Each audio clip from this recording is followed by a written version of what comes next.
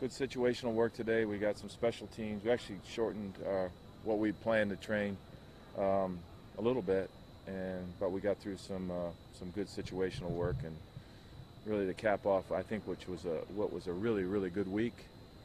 Very competitive. It's always, as I mentioned all week, it's always good to go against another team, and now we'll try to get their legs back, get them ready to go and get after it tomorrow night. So I'll take your questions.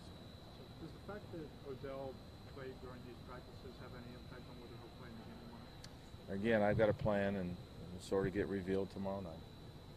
Is it fair to say that the guys that were working on the side, Saquon included, they're not going to play in the game now? Yeah, we'll have to see. I mean, you guys all can guess and surmise as to who's going to be in the game. As we go along here, I'm just not going to talk about it. I have ideas and plans, and then certainly the health of a player may affect that at some point. What do you think you're going to do, or I'm sure you know already, how you're going to handle the quarterbacks in this game? Again, you guys will see when the ball gets snapped.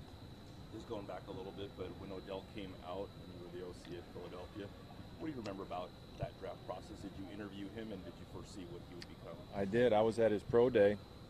At the time, I was in Philadelphia, and I traveled down there with Chip, and we were able to. We really thought highly of him, and certainly he was a player. We were hopeful he was going to be there when we picked, and it didn't go that way. But now that I'm a Giant, I'm glad it went their way. Pat, what do you leave these practices? I know you still have the game to play, but what do you leave these practices having learned about your team? I think every situation, especially the uncontrolled situations, aside from the tactics of football, you just see the way guys respond to adversity, see the way guys respond to playing in a different setting, and that's what I learned.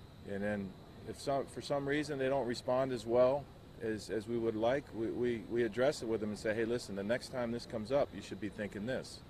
And so when you can do it against another team that you're not going to play this season, unless we meet in the playoffs, then it's a really good thing for the player, and so that's why I think this is valuable. So, I'm sure you haven't watched Hard Knocks, but I don't. Carl Nassib has offered some interesting financial advice to his players with the Masters and simple interest stuff, huh? Simple interest stuff. Yeah, right. Yeah. Do you ever? How much do you preach financial literacy and to your players or? Financial literacy. No, you know what? I think times have changed. The agents do a really good job with that, and most of our players have advisors. I think in the old days that was more of a concern, but we just tell our guys basically to do the right thing on and off the field, and that means taking care of their money. And so, but I always remember the rule 7 and 10. 7% money doubles in 10 years. And 10% money doubles in 7 years. So that's the one thing I remember about graduate school, I guess. Pat, Saquon, obviously the injured guys were here the whole time. Are these 3 wasted days for Saquon, or can he get something out of watching? No, not at all. I mean, it's a good question. But no, anything you see, you can learn from. And, this isn't the first time a guy tweaked a hamstring. And so, it's very important to watch. There was a lot of things that happened out there in the field today. We're going to go back and, we're going to dig into it and make sure that we're ready for all the situations that we were really good with what we did today, but there's a couple errors in there that we need to fix. And I don't know if I've ever spoken about it in this setting, but there needs to be a shared situational awareness amongst our coaches and players so that when we have 10 seconds left and no timeouts, okay, these are the types of plays we're going to call. And if we're on the flip side of it, this is the type of situation, and these are the types of plays the other team's going to call. And so that can help you at the end of a game. We saw him run a little bit. It was the first time out there. We saw him running. Saquon. How's he doing? Making progress in that regard? Yeah, he's doing fine. He tweaked his hamstring, and he's day to day, and he's coming back as fast as he can. Do you expect Davis to be much better, having not as a year layoff, maybe not at home, that kind of thing? Better as compared to last week? Yeah. I think young players tend to improve. It was his first game in our system, playing you know, playing really in a new system. And so, yeah, I certainly hope he's better. What's your philosophy on keeping 2 or 3 quarterbacks, generally speaking? Well, we want to keep the best 53 guys.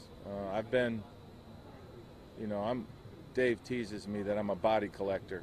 You know, I like having lots of players around, and certainly I think the quarterback position is important, and they're hard to develop. And so if you've got a guy worthy of being on the 53, we'll keep him. If for some reason there's a player at another position that's more valuable at that time, then you keep 2. But do you keep a general idea of where the 53 stands as you go through training camp? Like who might be on the right side, who's not, or is that something you don't decide till September 1st? Personnel, it's a daily, it's a constant conversation, and so we're always kind of in our mind thinking, okay, if we ask the question frequently during training camp, if we had to play tomorrow, who are our guys? Okay, and then, but you put it in pencil, and we're allowed to change our minds because guys either perform better or worse than we thought as they go through the preseason, and then, you know, you pick it based on that. Last one. Pat, you had said last week coming off the game that as coaches you could do a better job of getting Davis to kind of tone down his, I guess, excitement or wherever he was amped up. Have you done that, and how do you do that? Well, as coaches, we try to do that, and you know, the fact that he cares is a good thing, and so it's just like steering the ship. We just gotta guide him through, and part of that is helping him, just reminding him, hey, listen, just settle down. It's all good. Nothing more complicated than that. How important is it to get him with the ones? Is that something you're going to try and do this week? We'll see. Would like to do? We'll see. You're backing into my thoughts game-wise. I appreciate the question, but we'll see.